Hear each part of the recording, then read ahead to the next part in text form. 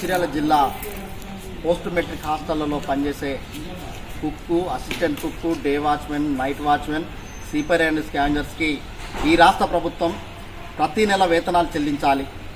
అదేవిధంగా ఈ వర్కర్స్ కూడా ఫ్రీ మెట్రిక్ హాస్టల్ వర్కర్స్కి ఇచ్చినట్టు ఈఎస్ఐ, పిఎఫ్, అదేవిధంగా జీవో నెంబర్ 60 ప్రకారం వేతనాలు చెల్లించాలని భారత కార్మిక సంఘాల సమాఖ్య ఐఏపీయు డిమాండ్ చేస్తూ ఉంది.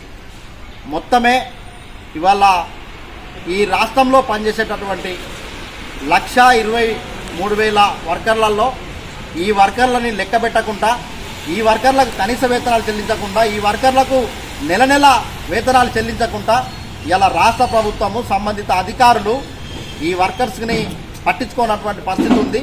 ఇప్పటికైనా ఈ ప్రభుత్వము కళ్ళు తెరిచి పోస్ట్ మెట్రిక్ హాస్టల్లో పనిచేసే వివిధ రకాల వర్కర్స్ అందరికీ కూడా ఈఎస్ఐ, పిఎఫ్, జీవో నెంబర్ 60 ప్రకారంగా వేతనాలు చెల్లించాలని భారత కార్మిక సంఘాల సమాఖ్య తరఫున డిమాండ్ చేస్తూ ఈ హక్కులను సాధించుకునే వరకు భవిష్యత్తులో పోరాటాలు చేస్తామని చెప్పి ఈ సందర్భంగా తెలియపరుస్తుంది.